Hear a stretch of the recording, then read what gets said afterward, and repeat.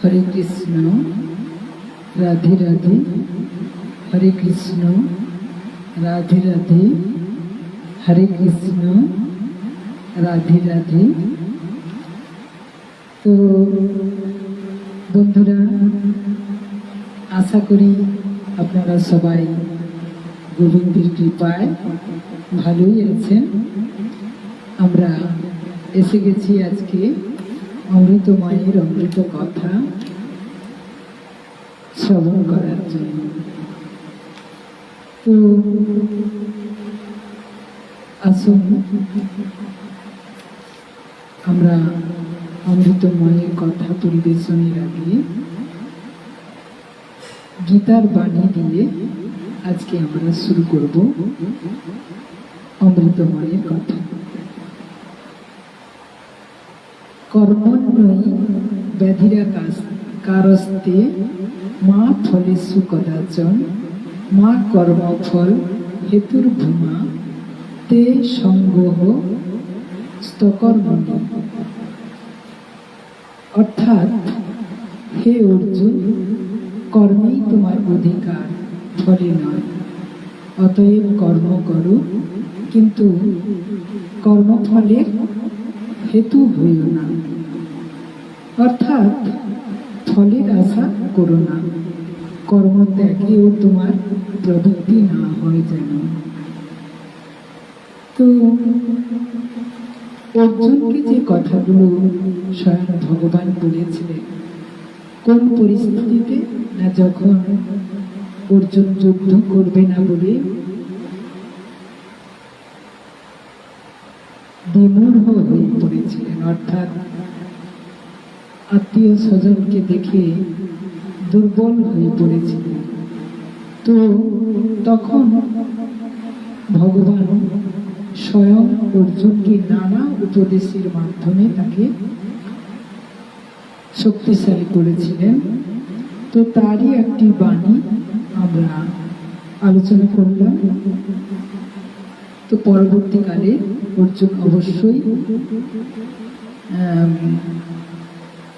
শক্তিবান হয়ে কর্মযোগ দিয়েছিলেন এবং 18 দিন ব্যাপী যুদ্ধ চলাকালীন ভগবান প্রতিদিন অর্জুনকে যেসব কথাগুলো বলেছেন সেগুলো গীতা আকারে প্রকাশিত। তো আমরা সেই গীতা পাঠ করলে বুঝতে পারবো যে ভগবান কে এবং আমাদের কি বোঝানোর জন্য তিনি অর্জুনকে উপলক্ষ করে কথাগুলো কেবলমাত্র বলেছেন। তো আমরাও সেই পথ অনুসরণ করব, এছাড়া আমাদের অন্য কোনো রাস্তা নেই। কারণ স্বয়ং গোবিন্দকে বলা হয়েছে সচ্চিদানন্দ এবং তিনি এক এবং অদ্বিতীয়। তো তিনাকে না জানলে পরে আমি আমাকে চিনতে পারবো না। তো চলুন আমরা গুরু বন্দনার মধ্য দিয়ে অমৃতময়ের কথা শুরু করি আজকে।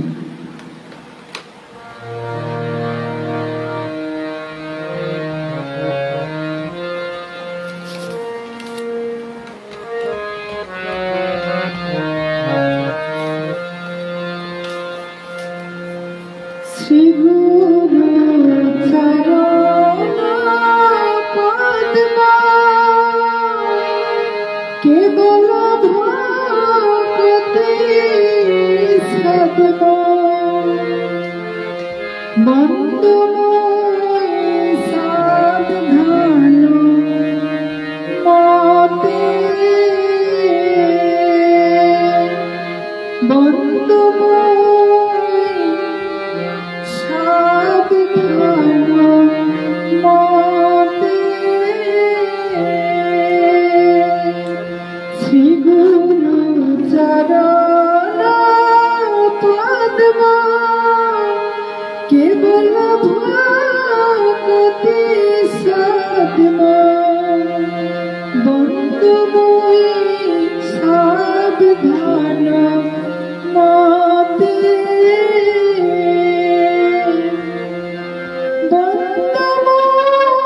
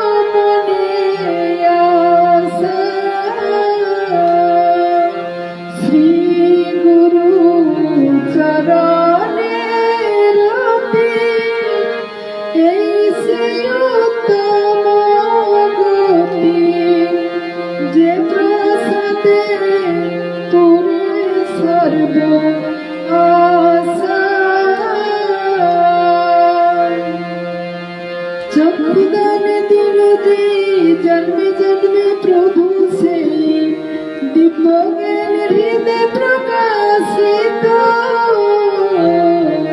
দিব্যজ্ঞান হৃদে প্রকাশিত, প্রেম ভক্তি হইতে অবিন্দ বিনাশ যাতে, প্রেম ভক্তি হইতে অবিন্দ বিনাশ যাতে, বেদে গাই যাহার চরিত, শ্রী গুরু করুণা সিন্ধু অধম জনার বন্ধু, লোকনাথ লোকের জীবন। হা হা প্রভু কর দয়া দেহ মোরে পদ ছায়া, হা হা প্রভু কর দয়া দেহ মোরে পদ ছায়া, এবে যা সুখ সুখ ত্রিভুবন, এবে যা সুখ সুখ ত্রিভুবন। শ্রী গুরু চরণ পদ্ম কেবল ভক্তি সদ্ম, বন্দময়ী সাবধান মতে, বন্দময়ী সাবধান মতে। গুরুদেব দয়াল, গুরুদেব দয়াল, গুরুদেব দয়াল, গুরুদেব, গুরুদেব, গুরুদেব, গুরুদেব, গুরুদেব, গুরুদেব, গুরুদেব, গুরুদেব, গুরুদেব।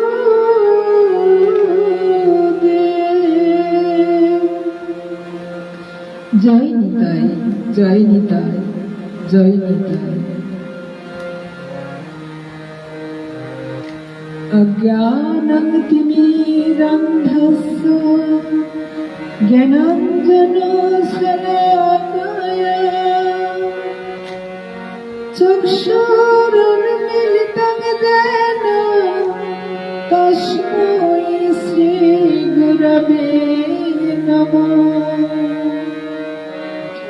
গুরু ব্রহ্মা গুরু বিষ্ণু গুরুদেব মহেশ্বর, গুরুদেব পরম ব্রহ্ম তস্मै শ্রী গুরবে নমঃ।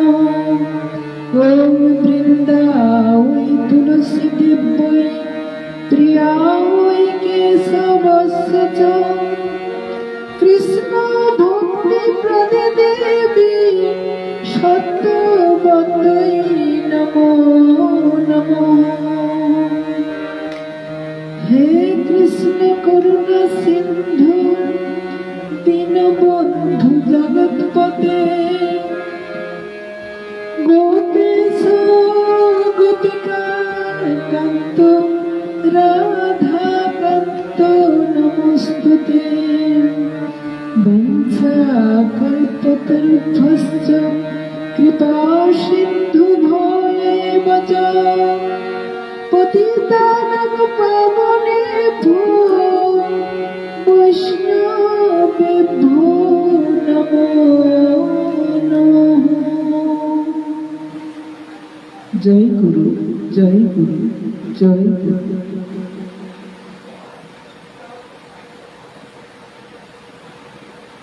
অমৃতময়ের অমৃত কথা সুধারস পান করার জন্য আমরা আজকে এখানে বসেছি, একসাথে সবাই মিলে এই রস আস্বাদন করব।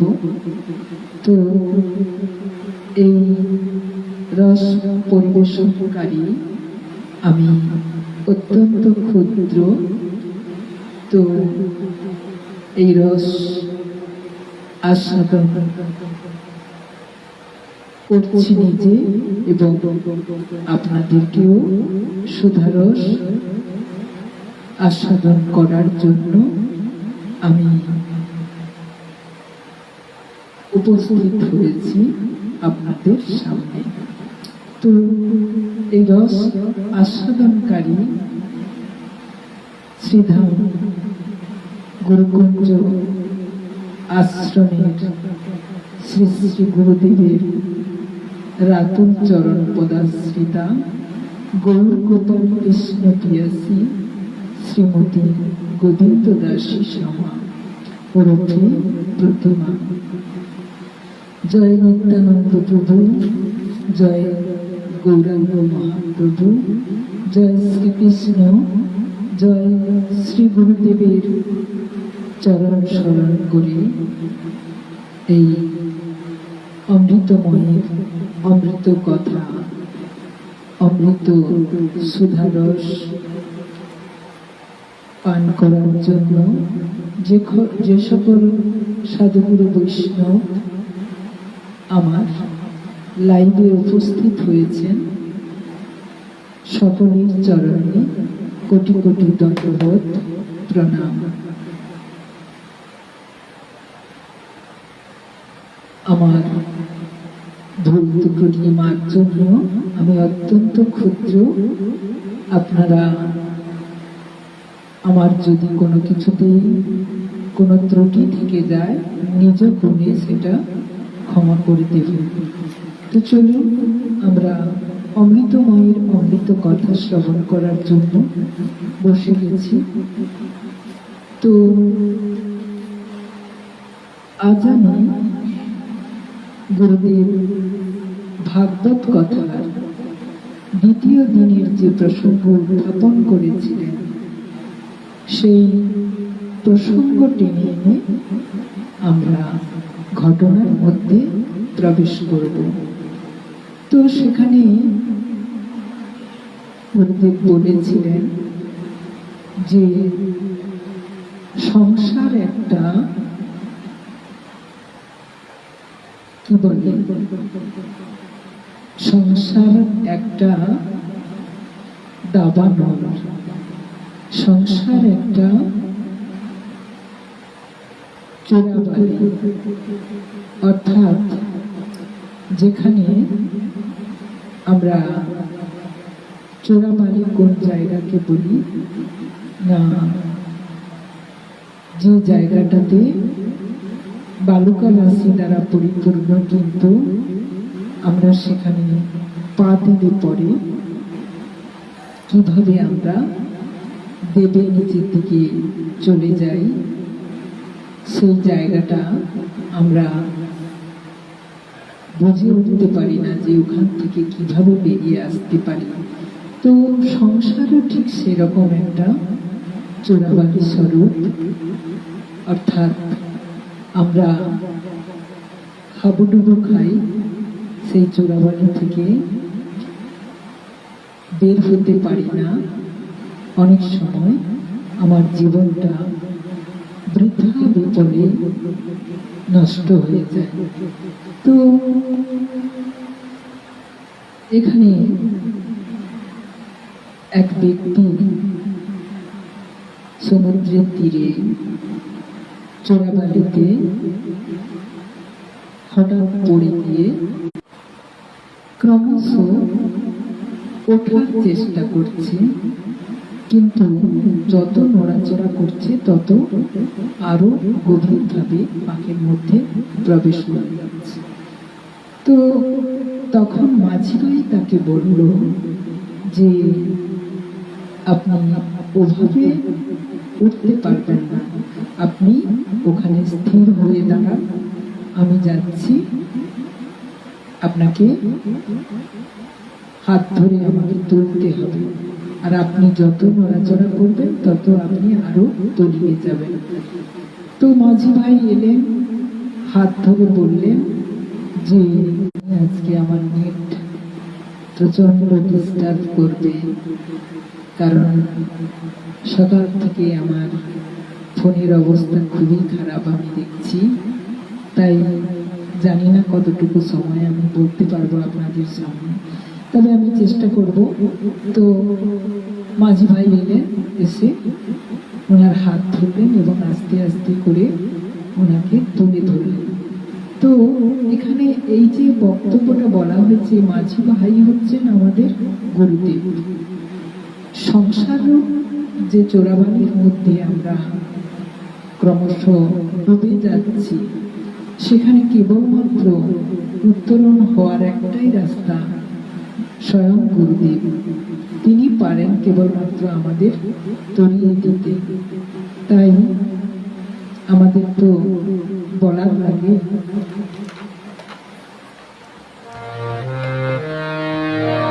কে যাবে কে যাবে ভাই রে, ভব সিন্ধু পার, ধন্য করে যুগের জয়ী, ধন্য অবতার। কে যাবে কে যাবে ভাই রে, ভব সিন্ধু পার, ধন্য করে যুগের জয়ী, ধন্য অবতার। আমার গৌরাঙ্গের ঘাটে অদান খেয়াব, আমার গৌরাঙ্গের ঘাটে অদান খেয়াব, জব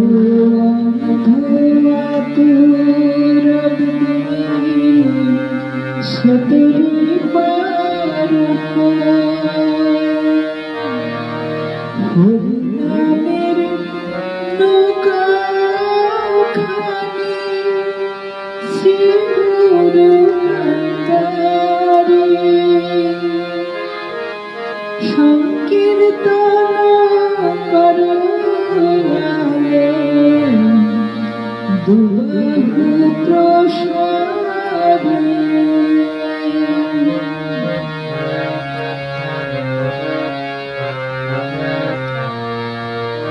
সকল জীব হইল পার প্রেমের, সকল জীব হইল পার প্রেমের বাতাসে, করিয়া রহিল আপনার দেশে।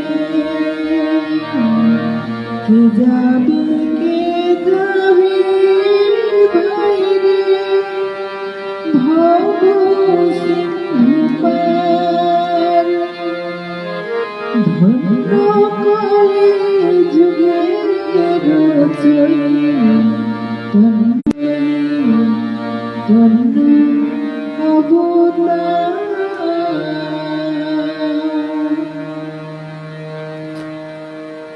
কি বলেছেন না, কলিযুগের চৈতন্য অবতার হচ্ছে আমাদেরকে ধন্য করেছে। চারি যুগের চার অবতার, তার মধ্যে বলা হয়েছে শ্রেষ্ঠ অবতার হচ্ছে কলিযুগের অবতার। কারণ চারি যুগের অবতারের ব্যাপার, সেটা কিন্তু পদ্ধতি সহজ ছিল না। সেখানে অনেক সত্যযুগে কঠোর তপস্যা করতে হতো। তো সেই তপস্যার মাধ্যমে কিন্তু ভগবানকে প্রাপ্তি লাভ, এবং সেই তপস্যা শুধু সাধারণ তপস্যা ছিল না, যেখানে বছরের পর বছর অনেক যে কষ্টের কোনো সীমা পরিসীমা দেওয়া যেত না, তবে তাকে প্রাপ্তি লাভ করা যেত। রাম অবতারে যুগে আমরা যে যাগযজ্ঞের মাধ্যমে তাকে প্রাপ্তি লাভ করতাম এই কারণে বলেছি যে আমরা যুগ যুগ ধরে জন্ম লাভ করেছি। সে মনুষ্য জন্ম হতে পারে, কিন্তু আমার পূর্বজন্মে আমি কি ছিলাম আমার সেটা মনে আছে, কিন্তু তোমার মনে নেই। তাই আমরাও জানি না পূর্বজন্মে আমরা কি ছিলাম। হয়তোবা দাপরিতেও আমরা ছিলাম সঙ্গে, আর সত্য যুগেও হয়তো ছিলাম সঙ্গে, ত্রেতা যুগেও হয়তো ছিলাম সঙ্গে, আর কলিযুগে তো এসেছি। যে কোনো প্রাণ এত নেট প্রবলেম হচ্ছে যে আমি ভাবতে পারছি না যে প্রকৃত আজকে আমি কথামৃত সুধারস কি পান করতে পারবো। তো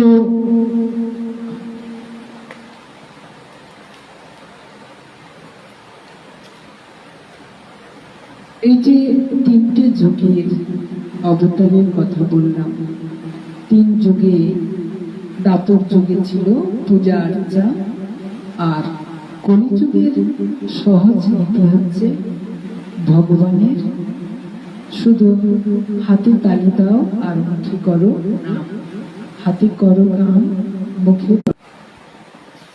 তো এত সহজ পদ্ধতি তিনি আমাদের জন্য তৈরি করলেন, কিন্তু আমরা যেহেতু কলি দ্বারা আহত, তাই আমরা নিজেকে চিনতে পারি না। তাই আমরা সবসময় কলির ভক্ত হয়ে থাকতে ভালোবাসি। মায়ার সংসার হচ্ছে কলি দ্বারা পরিচালিত। তো সেই সংসারের মধ্যে ডুবে থাকতে ভালোবাসি। তবে আমি এটা বলতে চাইছি না যে সংসার করার বিরোধিতা করছি, তা না। সংসার আমরা করব, কিন্তু কেমন সংসার করব সে সম্পর্কে আমাদের ধারণা নেই। তো আমি যদি সংসার করি, সেই সংসার যদি মনে করি যে এটা আমার গোবিন্দের সংসার, তাহলে সেটা হয়ে যাবে সচ্চিদানন্দের সংসার, এবং সর্বদা আমি সচ্চিদানন্দের সঙ্গে থেকে আনন্দ উপলব্ধি করতে পারবো প্রতি পদক্ষেপে, প্রতি ক্ষণে।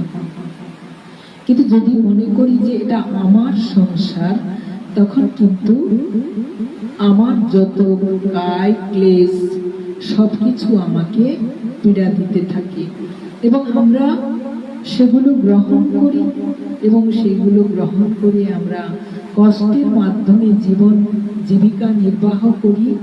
আমরা বুঝে উঠতে পারি না যে আমার শান্তি কোথায়, কি করলে আমি জীবনে শান্তি পাবো, সেটার সন্ধান করি। আমি কেবল হাতড়িয়ে বেড়াই। প্রকৃত শান্তি যে আমার ভেতরে আছে, শান্তি যে স্বয়ং গোবিন্দ দিয়ে রেখেছেন, সেটাকে আমি খোঁজার চেষ্টা করি না। আমি সর্বদা অন্ধের মতো হাতড়িয়ে বেড়াই যে কিভাবে আমি এই ভার থেকে মুক্ত হব।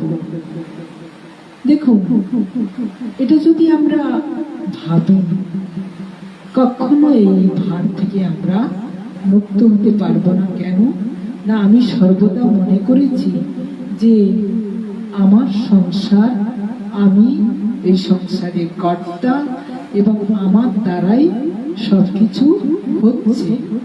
তাহলে কিন্তু সেখানে সমস্ত রকম দুঃখ, যন্ত্রণা, কষ্ট, ব্যথা সবকিছু কিন্তু আমাকে বহন করতে হবে। আর যদি আমি সম্পূর্ণরূপে আমার সংসার, আমি এবং আমি বলবো কোনটাকে? আমি স্বয়ং গোবিন্দের দাস, আর আমার স্বয়ং গোবিন্দ। এটা যদি আমি মনে করি, তাহলে দাস ভাব নিয়ে যদি আমি জীবন অতিবাহিত করি, তখন কিন্তু আমার যত রকম সমস্যার সমাধান স্বয়ং গোবিন্দ করে দেবেন। এবং আমরা বলবো যে তিনি কি সমস্যার সমাধান করেন, কিভাবে করেন? তো আমরা দেখতে পাবো না কিভাবে করেন, কিন্তু অনুভবের মধ্যে আমাদের সেটা এসে যাবে। কখন না, যখন আমি তিনাকে চিনতে পারবো। অর্থাৎ আমি যদি আমাকে চিনতে পারি, তবে আমি তিনাকে চিনতে পারবো। আমি কে, কি মোর কর্তব্য, এটা যদি আমি বুঝতে পারি, তাহলে আমি তিনাকে চিনতে পারবো। এই যে গতকাল আমি বলেছিলাম, সুনীতি এবং সুরুচি, প্রত্যেকের মধ্যে কি কি নারী কি পুরুষ, প্রত্যেকের মধ্যে কিন্তু এই দুটো ভাব রয়েছে। একটা হচ্ছে রুচি ভাব, আরেকটা ভাব হচ্ছে নীতি ভাব। তো দেখুন, আমরা কলিহত মানুষ, কলিহত আমি এই কারণে বলবো যে নীতিটাকে আমরা বর্জন করেছি। কারণ কলি আমাদের এই নীতি বোধটা শিক্ষা দেবে না। কলি আমাদের সবসময় রুচির দিকে টানবে, আর সেই রুচির উপর নির্ভর করে আমরা আমাদের যে জীবনটাকে বহন করে নিয়ে চলেছি, সেখানে কিন্তু প্রতি পদক্ষেপে আমরা অনুভব করতে পারছি না যে রুচির উপর নির্ভর করে একটা রুচিসম্মত বাড়ি বানাতে হবে, একটা রুচিসম্মত গাড়ি নিতে হবে, একটা রুচিসম্মত, অর্থাৎ রুচি যখন আমি গুরুত্ব দেব, তখন কিন্তু অধিকাংশ মানুষজন কিন্তু আমরা এই বিষয়টাকে গ্রহণ করি, অর্থাৎ রুচির বিষয়টাকে আমরা বেশি গুরুত্ব দিই, নীতির বিষয়টাকে আমরা বিশেষ দেখি না।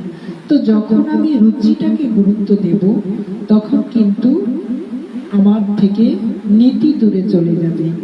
কারণ নীতিকে যদি আমি অনুসরণ করি, নীতি মানে হচ্ছে সত্য, নীতি মানে সুনীতি, আর দুর্নীতি তো নয়। নীতি সবসময় সুচিন্তা করায়, সত্য কথা বলায়, সৎ পথে চলায়, এটা হচ্ছে নীতির বৈশিষ্ট্য। আর রুচির বৈশিষ্ট্য হচ্ছে আমাকে রুচিসম্মত হয়ে উঠতে হবে। অর্থাৎ সমাজের একজন আমি সে মহান নেতা হতে পারি, কি একজন আমি বিশেষ ব্যক্তি হতে পারি, সেটা হচ্ছে কি সেই রুচির উপর নির্ভর করে কিন্তু আমি নীতিবোধকে জলাঞ্জলি দিয়ে আমি কিন্তু কর্মে যুক্ত হব, যে কর্মগুলোর মধ্য দিয়ে কিন্তু আমি সত্যতাকে যাচাই করব না। তখন সৎ অসৎ, সৎ কোনটা অসৎ কোনটা, এই বিবেক বোধ কিন্তু তখন আমার মধ্যে কাজ করবে না। তো তখন আমি এই রুচিটাকে যখন আমি গুরুত্ব দেব, আমি বললাম না যে একটা সুন্দর গাড়ি চাই, একটা সুন্দর বাড়ি চাই, সুন্দর পোশাক আশাক চাই, সুন্দর ভাবে নিজেকে উপস্থাপন রাখতে চাই। এই যে আমরা বলি রুচি সম্মত, রুচি সম্মত, এর দ্বারা খাওয়ারের রুচি হতে পারে, যত রকম যা আছে। তো এই রুচিটা যদি আমাদের গোবিন্দের চরণে প্রাপ্তি হয়, রুচি থাকবে, কিন্তু সেই রুচিটা যদি আমরা গোবিন্দকে অনুসরণ করার ক্ষেত্রে প্রয়োগ করি, তাহলে কিন্তু তখন আমার সেই রুচিটা নীতিতে পরিণত হবে।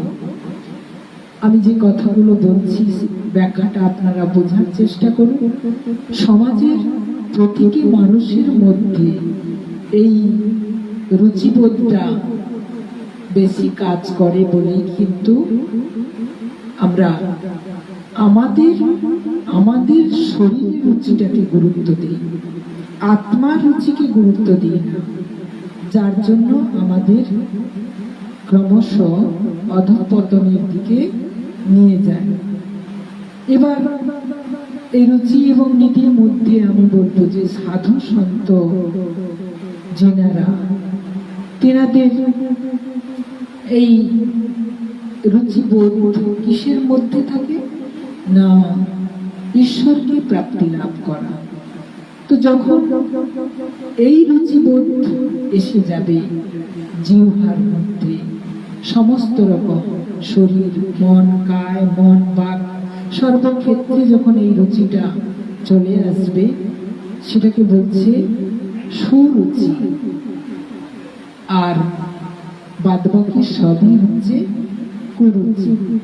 কারণ আমি যখন গোবিন্দকে প্রাপ্তি লাভের জন্য চিন্তা ভাবনা করব, সেটাই হচ্ছে আমার সুন্দর চিন্তা ভাবনা এবং সেটা রুচি সম্মত হবে আর সবকিছুই। কারণ কৃষ্ণ কথাই হচ্ছে সার কথা, আর সব কথা হচ্ছে অকথা, কুকথা। তো তাহলে কি আমরা কথা বলবো না? নিশ্চয়ই বলবো। কথা না বললে আমাদের জীবন চলবে কি করে? তাহলে সাধু সন্তরা কথা বলেন, কম কথা বলেন। কেন না, তিনারা যে কথাটা বলেন সেই কথা এবং সেই চিন্তার মধ্যে সর্বদা গোবিন্দ বাস করেন। তিনার প্রসঙ্গ সর্বদাই প্রাসঙ্গিক ক্রম অনুযায়ী কথা আসে। তো আমরা যখন কথা বলি, নানা কথার মধ্যে ডুবে যাই। যেমন আমি উদাহরণ হিসেবে যদি একটা কথা বলি, যে আমি আজকেই আমার ক্লাসের কিছু ছাত্রদেরকে বলেছিলাম যে দেখো, আমরা প্রত্যেকের মধ্যে, শুধু তুমি যে মানে শিশু বলে তোমার মধ্যে এই বৈশিষ্ট্যগুলো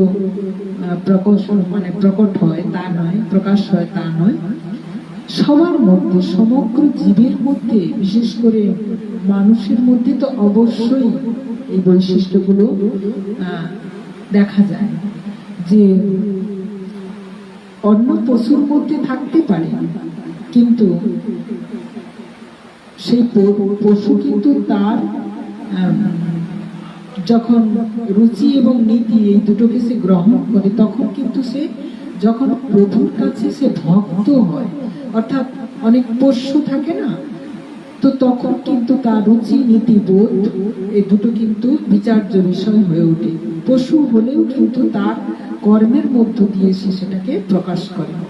তো সেরকম আমরাও কিন্তু যখন এরকম কারোর দাস হয়ে যাব, অর্থাৎ আমার মালিক থাকবে, তখন কিন্তু আমার এই রুচিবোধ, নীতিবোধ এই দুটো বোধ কিন্তু সুন্দরভাবে প্রকাশ পাবে। আর যখন আমি নিজেকে মালিক মনে করব, তখন আমার হিতাহিত জ্ঞান থাকবে না, তখন আমি আমার মতো করে কাজ করব। তো আমি ওদেরকে বলেছিলাম যে দেখো, আমাদের, কারণ ওদের ক্লাসরুমে যে চরিত্রের বৈশিষ্ট্যগুলো প্রকাশিত হয়, আমি তুলে ধরছি এই কারণে যে প্রত্যেকটা সমাজের প্রত্যেকটি বাড়িতে কিছু না কিছু ছাত্র ছাত্রী তো অবশ্যই আছে, এবং তাদের বিহেভগুলো আমরা লক্ষ্য করি। কোনো পিতা কিংবা মাতা তার সন্তানকে বলল যে দেখ করছি, বাচ্চাদেরকে কিন্তু বিশেষভাবে আদর করে বাবা মা সম্বোধন করে ডাকাডাকি করেন, বলছি দেখ তুই এটা করিস না, তুই এটা করলে পরে মানে তোর ক্ষতি হয়ে যাবে, দেখ তুই এই সময়টা পড়াশোনা কর, অনেক কষ্ট করে তোর বাবা পয়সা রোজগার করে এনেছে, তোকে টিউশনে দিয়েছে, তুই পড়তে বস, ভালো করে পড়াটা নিয়ে, তো তোকে ভালো রেজাল্ট করতে হবে, ভালো নম্বর পেয়ে তোকে একটা জায়গায় মানে বড় হয়ে তুই চাকরি করবি, আমাদের যত অভাব আছে তোর দ্বারা পূর্ণ হবে। তাহলে আমাদের রুচিটা কোন জায়গায়? না, আমাদের রুচিটা এরকম জায়গায় যে সে পড়াশোনা করে একটা চাকরি পাবে যেখানে সে অর্থ কামাবে।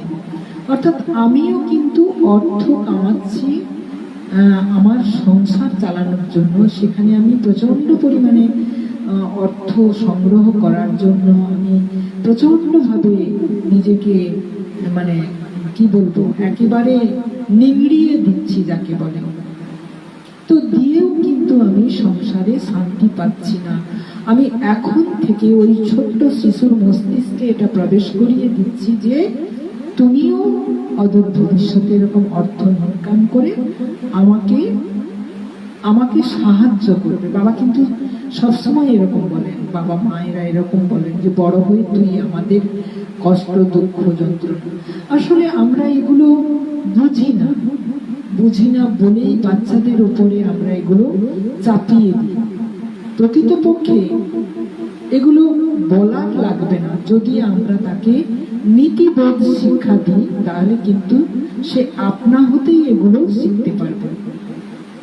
তো এই বলে দিলাম, বলে দিয়ে দেখা গেল বাচ্চা পড়তে বসেছে। হয়তো মার কথা একদিন দুদিন সে দেখলো যে ঠিক আছে মা তো এতভাবে বোঝাচ্ছে আমাকে, দেখছি বাবা মার প্রচন্ড কষ্ট হচ্ছে, তো আমার উচিত বাবা মাকে সাহায্য করা। তো সে যখন একটু মন দিল মানে নিজেকে তৈরি করার জন্য সে পুঁথির মধ্যে প্রবেশ করলো যে ওখান থেকে কিছু সংগ্রহ করে আমাকে রেজাল্ট ভালো করতে হবে, আমি একটা জায়গায় আমাকে পৌঁছতে হবে, এটা চিন্তা ভাবনার মধ্যে। হঠাৎ দেখা গেল বাড়িতে কোনো আত্মীয় স্বজন কিংবা পড়শি, বাচ্চাটি কিন্তু মায়ের কথাটাকে গুরুত্ব দিয়ে বা বাবার কথাকে গুরুত্ব দিয়ে সে রীতিমতো পড়াশোনা করার জন্য সে বই খুলে নিয়ে বসেছে। তো সবে মাত্র বসেছে, বাচ্চাদের মন এমনিতেই চঞ্চল হয়, সবে মাত্র সে হয়তো বইটা খুলে পড়তে শুরু করেছে। হঠাৎ দেখা গেল বাড়িতে কোনো পড়শি এসে উপস্থিত কার কাছে? না, মায়ের কাছে। মা হয়তো বাড়ির কাজ নিয়ে ব্যস্ত আছে, ঘরের মধ্যে আছে, যে কোনো একটা কারণে হয়তো সেই পড়শি ওখানে মার সঙ্গে দেখা করার জন্য এসেছে।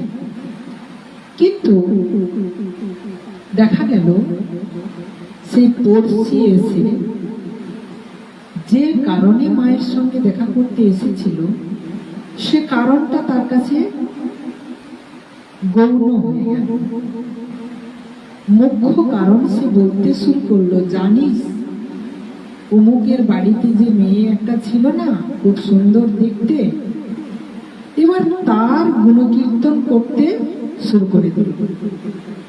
মাও ইন্টারেস্টেড শোনার জন্য। বাচ্চা যে পাশে পড়াশোনা করছে, মার কিন্তু এটা আর মাথায় নেই। মা যে তাকে এত বুঝিয়ে তবে সে একটু পড়ায় মনোযোগ দিয়েছে, সে পড়তে বসছে, মার মাথা থেকে এই কথাগুলো কিন্তু চলে গেল। তো তখন বাচ্চাটি প্রথম উঠবে কি উঠবে না এরকম চিন্তা করছে, কিন্তু পরবর্তীকালে এগুলো দেখুন আন কথায় বেশি টান মারে, আমাদের আকৃষ্ট করে। তো মা যখন গভীর ভাবে শুনছে কি ব্যাপারটা, ওই দিদির কথা কি বলছে একটু শুনে নেই যে আমার সন্তান এখানে পড়াশোনা করছে, এই জায়গায় আমি ইনাকে নিয়ে আমার এইসব কথা বলাটা উচিত না, এই বোধ আমরা হারিয়ে ফেলেছি। সেখানে আমরা চিৎকার চেঁচামেচি করে যত আন কথা শুরু করে দিই।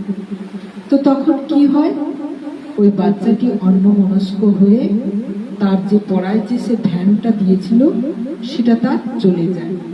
এবার এখানে যখন সবকিছু মিটমাট হয়ে গেল, কথাবার্তা ঠিকঠাক হয়ে গেল, এবার হয়ে মার কাছে কি জন্য এসেছিল তার যখন পূরণ করে সে যখন পড়শি যখন বাড়ির থেকে রওনা দিল, তখন অলরেডি তার সময় শেষ। যেটুকু সময় আছে সেটুকু সময় কেবলমাত্র সে ওই পুঁথির মধ্যে চোখটা রেখেছে, রিডিং পড়ে যাচ্ছে, বা একটা কবিতা সে বারবার উচ্চারণ করছে, মাথার মধ্যে কিন্তু তার ওই কথাগুলো খেলছে। তাহলে এই যে বোধ, এই বোধ শক্তিটা সমাজে আমরা যারা গুরুজন বলে নিজেদেরকে মনে করি, আমাদের মধ্যে থাকে না বলে আমার সন্তান কিন্তু ক্রমশ অধঃপতনের পথ বেছে নেয়। যেখানে মা সচেতন, বাবা সচেতন, যেখানে এগুলোর একটা বেড়া আছে যে না আমার সন্তান পড়াশোনা করছে, আমাকে এই জায়গায় চিৎকার চেঁচামেচি করানো যাবে না, অতএব সেই জায়গাগুলোর, সেই পরিবেশের বাচ্চারা একটু স্বাভাবিক নিয়মে একটু আলাদা রকম তৈরি, তো সেটা কেবলমাত্র পুঁথিগত বিদ্যার দিক থেকে, কিন্তু তাকে নীতিবোধ শেখানো হয় না বলেই কিন্তু সে বড় পর্যন্ত হয়তো কোনো চাকরি বাকরি করে, হয়তো কোনো মানে বড় ডিপার্টমেন্টে সে হয়তো বড় কোনো অফিসার র্যাঙ্কে বা কোনো চিকিৎসালয় ইত্যাদি ইত্যাদি বিভিন্ন জায়গাতে সে কিন্তু সাকসেস, কিন্তু তার এই নীতি শিক্ষা আমি ছোট থেকে না দেওয়ার জন্য সে কিন্তু শিখলো না যে বাবা মার প্রতি বা আত্মীয় স্বজনের প্রতি বা গুরুজনদের প্রতি কেমন আচরণটা আমাদের করা উচিত, আমার করা উচিত। এই শিক্ষাবোধ তার মধ্যে কিন্তু ঢুকল না। তো এই শিক্ষাবোধটা কখন আসবে না, যখন আমি ধর্ম মানে ধারণ করা। কিটা ধারণ করব না, সত্য, সৎ, চিত, আনন্দকে ধারণ করা এত সহজ ব্যাপার নয়। আমি বলেছি যে আমাকে ইউটিউবে কমেন্টে লিখেছে যে আপনি তো ম্যাডাম, আপনি তো পারলে প্রশ্নপত্র বাচ্চাদের বলে দিলে আপনাকে সাবস্ক্রাইব করবে ইত্যাদি ইত্যাদি, মানে যেটাকে বলে হীন মানসিকতার পরিচয়, হয়তো আমাকে ছোট করার জন্য সেই কথাগুলো বলেছে। তো তাতে আমার কিছু যায় আসে না। আমি যেটা মনে করি যে অমৃতময়ের অমৃত কথা আমি পরিবেশন করব, যার ইচ্ছে লাগে সে শুনবে, যার ইচ্ছে লাগবে না সে শুনবে।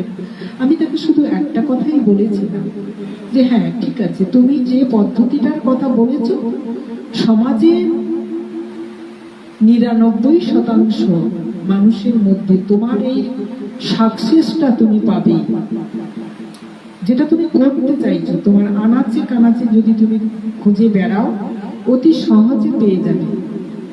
কেন না, এগুলো আমরা তো দেখছি হচ্ছে প্রতিনিয়ত। তো যদি আমি ও যেটা বলেছি, তো এই বোধ যখন আমার মধ্যে আসবে, আমি অমৃতময়ের কথা শ্রবণ করাচ্ছি মানে আমি তোমাকে নীতি কথা শোনাচ্ছি, মিলে যাবে। কিন্তু এই সত্যের পথ অনুসরণ করা এত সহজ ব্যাপার নয়।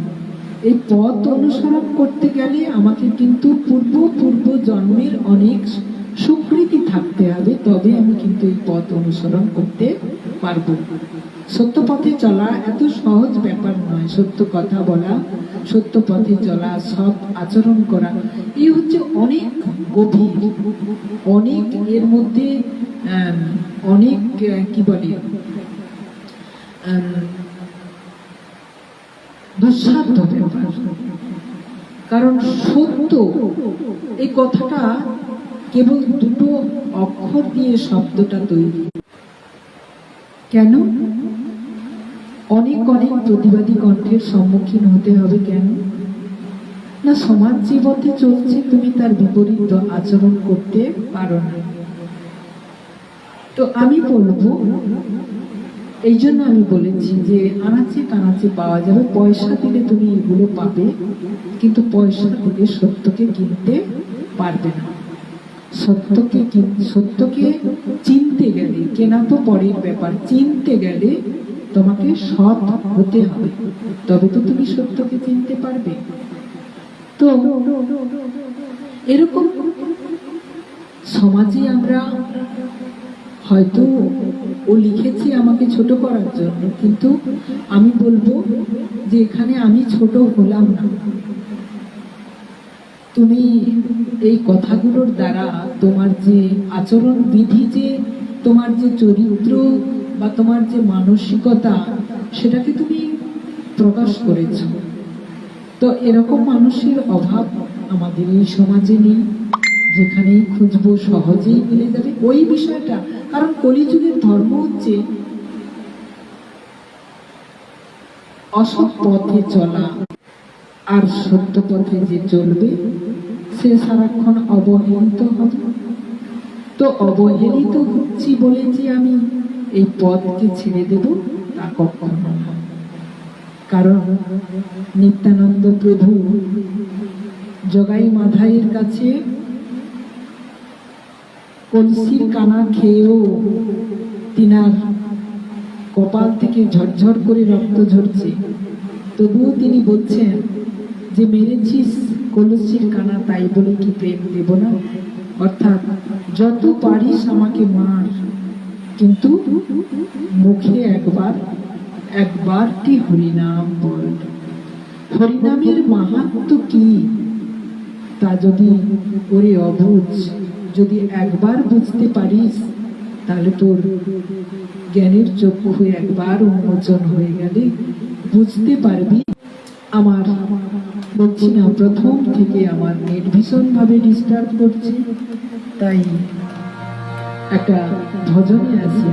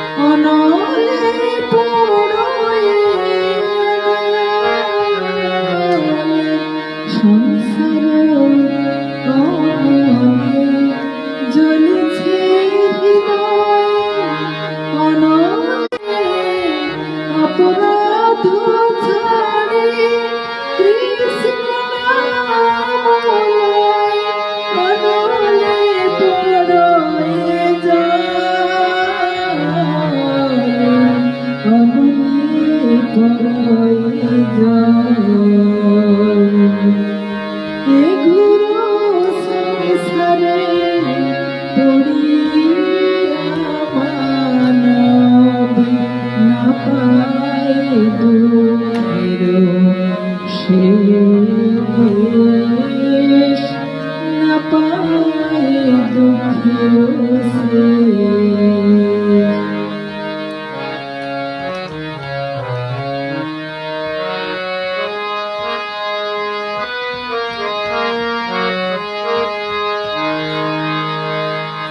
নিতাই চৈতন্য চরণ কমলে আশ্রয় লয়ে, নিতাই চৈতন্য চরণ কমলে আশ্রয় লয়ে, কৃষ্ণদাস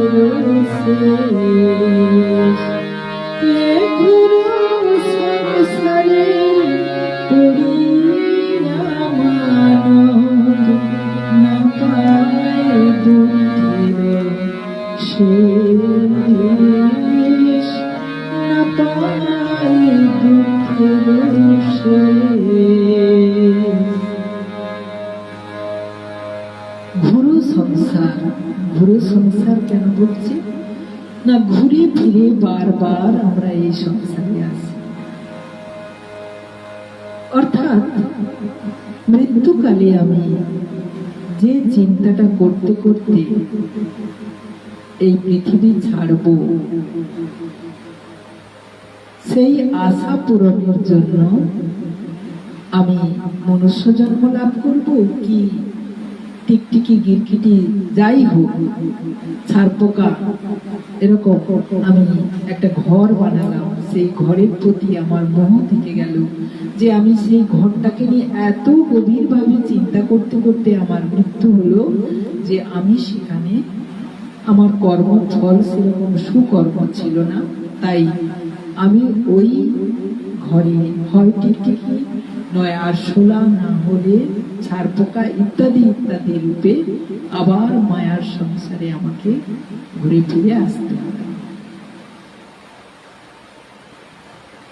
তো এরকম ভাগবতে এরকম অনেক দৃষ্টান্ত আছে, যিনারা গভীর তপস্যা করে প্রাপ্তি লাভের মুহূর্তে এই মায়ার সংসারের কোন মায়া জীবের প্রতি আকৃষ্ট হয়ে সেই জীবের কথা ভাবতে ভাবতে মৃত্যুবরণ করে আবার সে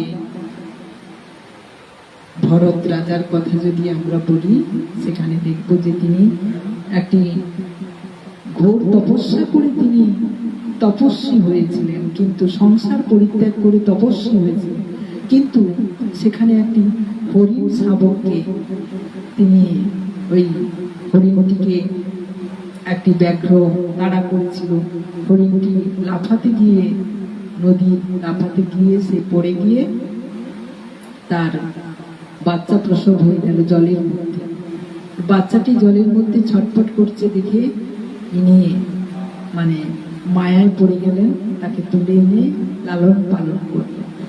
তো এই যে লালন পালন করতে করতে তার প্রতি এমন ভাবে মায়ায় আকৃষ্ট হয়ে গেলেন যে পরবর্তীকালে তিনি ওই হরিণের কথা ভাবতে ভাবতে যে আমি মরে গেলে এই হরিণ শিশুর কি হবে, এই কথা ভাবতে ভাবতে তিনি দেহত্যাগ করলেন।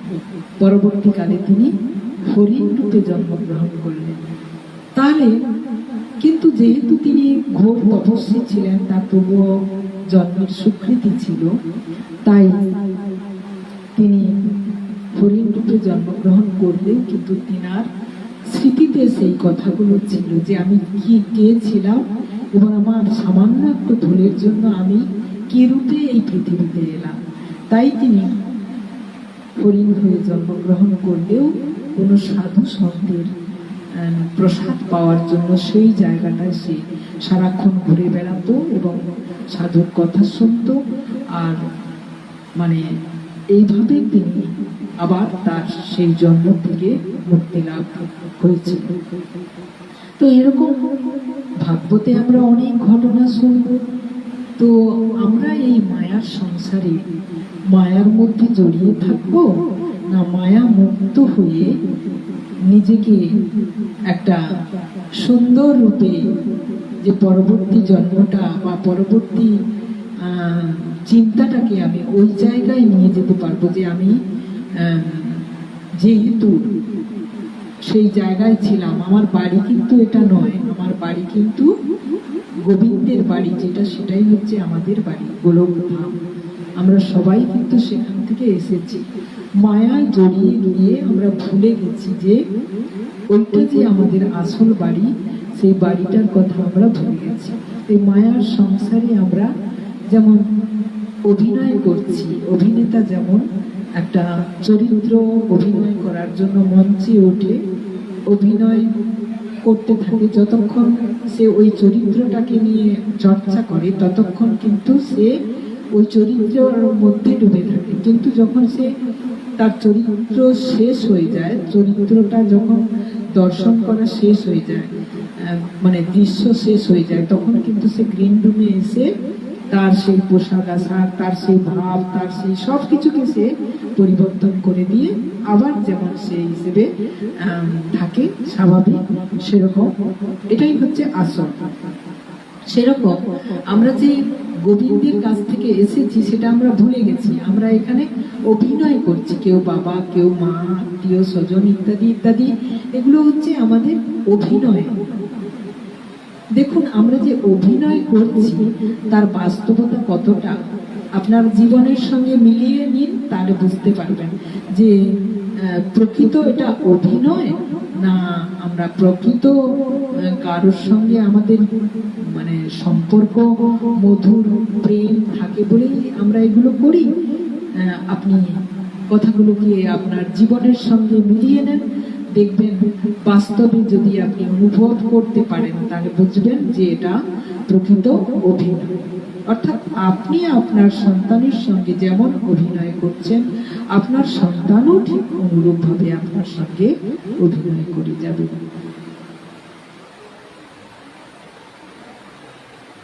তো সেই জন্য এখানে এসেছি আমরা অভিনয় করার জন্য, তিনি পাঠিয়েছেন আমাদেরকে অভিনয় করার জন্য। কিন্তু সবসময় আমরা এই অভিনয়ের সাথে সাথে আমি যে আসল, আমি যে কে, আমার সেই গ্রিন রুমে যখন আমি চলে যাব তখন আমি চিনতে পারি যে আমি কি। আমাকে রাজা সাজালেও কিন্তু আমি রাজা নয়। তো এখানে আমি এই রাজত্ব পেলেও কিন্তু আমি রাজা নয়, কারণ গোবিন্দ সাময়িক আমাকে এই অভিনয় করার দৃশ্যটা দিয়েছেন। এখানে আমি নেতা মন্ত্রী যাই হই না কেন, সবটাই কিন্তু আমার কর্ম অনুযায়ী আমার গোবিন্দ আমাকে ওখানে নিয়োগ করেছে। তো আমি সেখানে সেই কর্মটা করতে গিয়ে আমি সৎকর্ম করব কি অসৎকর্ম করব সেটা কিন্তু আমার গোবিন্দ বলে দেননি। তিনি বলেছেন যে তুমি তোমাকে এই কর্মে আমি নিয়োগ করলাম, এই অভিনয়টা করার জন্য তোমাকে আমি মঞ্চে তুললাম। এবার তুমি সেই অভিনয়টা মানে কিভাবে প্রকাশ করবে তার উপর নির্ভর করছে তোমার নম্বর পাওয়া। যে নম্বরটা তুমি মানে পুণ্যের নম্বর পাবে কি পাপের নম্বর পাবে সেটা কিন্তু নির্ভর করছে তোমার অভিনয়ের উপর। তো সেই রঙ্গমঞ্চ যখন ছেড়ে আমাদের এই সংসার ছেড়ে যখন চলে যেতে হবে তখন কিন্তু আমরা যাব সেই ঘরে। অর্থাৎ আমরা পড়েছিলাম একটা বিষয় যে ভাগীরথীর উৎস সন্ধানে, এরকম একটা আমাদের চ্যাপ্টার ছিল সিলেবাসের মধ্যে, যেখানে বলা হয়েছে যে নদী তুমি কোথা থেকে এসেছো না, নদীর প্রশ্নের উত্তর ছিল, এটা হচ্ছে বিজ্ঞানী আচার্য জগদীশ চন্দ্র বসুর লেখা। নিশ্চয়ই যেনারা আমার সঙ্গে পড়েছেন বা এই বিষয়টা জেনেছেন তিনারা নিশ্চয়ই অনুভব করতে পারছেন যে কোথায় আমরা এটা পড়েছিলাম। কি বলছি, ভাগীরথীর উৎস সন্ধানে। ভাগীরথীর উৎস মানে কোনটা? গঙ্গা। তিনি তো ভাগ হয়ে হয়ে বিভিন্ন নাম নিয়ে এসেছেন বিভিন্ন জায়গার উপর দিয়ে। তো ভাগীরথীর উৎস সন্ধানে লেখক দেখুন, আচার্য জগদীশ চন্দ্র বসু একজন বিজ্ঞানী, তিনি সাহিত্যিকের কাজ করলেন যে ভাগীরথীর উৎস সন্ধানে। এই জগদীশ চন্দ্র বসুই হচ্ছে প্রমাণ করেছিলেন উদ্ভিদের প্রাণ আছে। এবার তিনিও এটা প্রমাণ করেছেন যে আমরা যেখান থেকে নদীর এই যে চক্র, সেই চক্রের মধ্য দিয়ে আমাদের জীবনের চক্রকে তিনি বুঝিয়ে দিয়েছেন। দেখুন, তিনি বিজ্ঞানী, অথচ তিনি কি সুন্দরভাবে সাহিত্যের ইতিহাস পড়ুন, আপনারা সাহিত্য পড়ুন, সাহিত্যের আচার্য জগদীশ চন্দ্র বসুর ভাগীরথীর উৎস সন্ধানে পড়ুন, সেখানে আকাট্য সত্য কথা লেখা আছে, যেটা হচ্ছে বাস্তব সত্য। আমরা যেখান থেকে এসেছি আবার সেখানে ফিরে যাই। কিভাবে তিনি ব্যাখ্যা দিয়েছেন? তিনি বলেছেন যে নদীর এই যে তিনি ধরতে ধরতে যে নদীর কিনারা ধরে ধরে তিনি পৌঁছে গিয়েছিলেন গঙ্গার উৎসস্থলে, উৎপত্তি স্থলে। তো সেইটা তিনি ভ্রমণ করেছিলেন এবং সেই ভ্রমণ কাহিনীকে তিনি এখানে লিখেছিলেন, যে প্রশ্ন করেছেন, নদী তুমি কোথা থেকে এসেছো, আবার কোথায় ফিরে যাও? নদী তার উত্তরে বলেছে, আমি যেখান থেকে এসেছি আবার আমি সেখানে ফিরে যাই। অর্থাৎ আমাদের এই মনুষ্য জীবনকেও তিনি এইভাবে বলেছেন যে আমরা যেখান থেকে এসেছি আবার সেখানে ফিরে যাই। তো কিভাবে ফিরে যাই না, এই ফিরে যাওয়ার বিষয়টা তিনি এইভাবে বর্ণনা দিয়েছেন যে নদী গঙ্গা যেখানে উৎপত্তি হয়েছে, গঙ্গোত্রী হিমবাহ থেকে উৎপন্ন হয়ে তিনি বিভিন্ন জায়গায়, ভাগীরথী যাকে নাম দেওয়া হয়েছে, বিভিন্ন জায়গায় তিনি আস্তে আস্তে করে এসে তিনি সমুদ্রের সঙ্গে মিলিত হয়েছে। এটা আমরা জানি, ভূগোলে পড়েছি কিংবা স্বাভাবিকভাবে আমরা এটা জানি। তো এই প্রবাহিত হওয়ার সময় তিনি যেখানে তার পথ, গতিপথ প্রখর, সে জায়গায় তার গভীরতা বেশি। অর্থাৎ সেখানে নুড়ি, কাঁকর, পাথর যা কিছু পেয়েছে তিনি ভেঙে ভেঙে টেনে নিয়ে নেমে আসছে। তারপর যত প্রসারিত হয়েছে তার প্রসার মানে বিস্তার লাভ করেছে, যেখানে আমরা সাগরে গিয়ে মিশেছে। সাগর যেটা হচ্ছে কপিলদেব মুনির যে আশ্রম, তাহলে তার গভীরতা কতটা আমরা জানি, গঙ্গার উৎপত্তি স্থলের গভীরতা কতটা, এবং যেখানে গিয়ে মিলিত হয়েছে সেই স্থলের গভীরতা কতটা। তাহলে যেখানে সগর রাজবংশকে উদ্ধার করার জন্য ভগীরথ গঙ্গাদেবীকে এনেছিলেন পুরাণ কাহিনী, তো সেই জায়গায় বলছে আমরা যখন মারা যাই, আমাদের দাহ করার পর সেই ছাই, অর্থাৎ বলা হয়েছে যে দেহ হচ্ছে মাটি।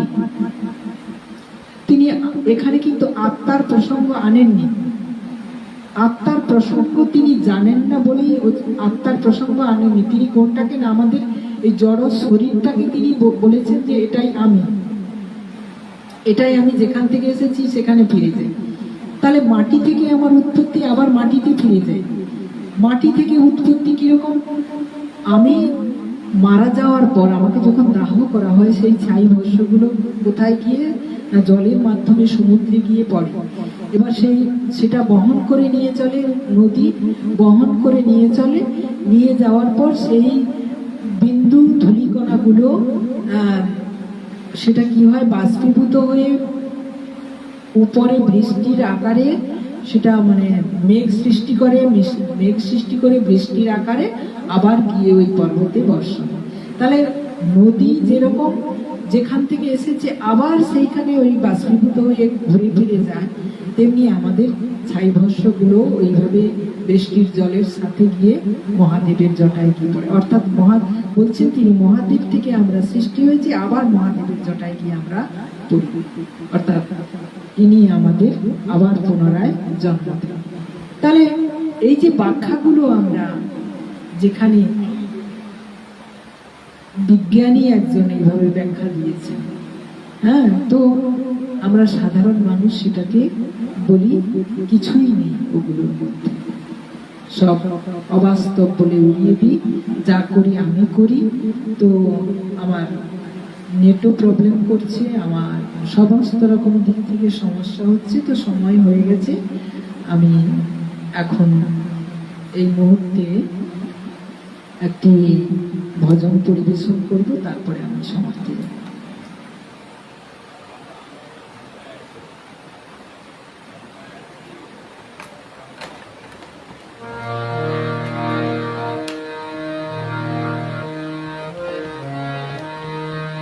কৃষ্ণ কৃষ্ণ বলবো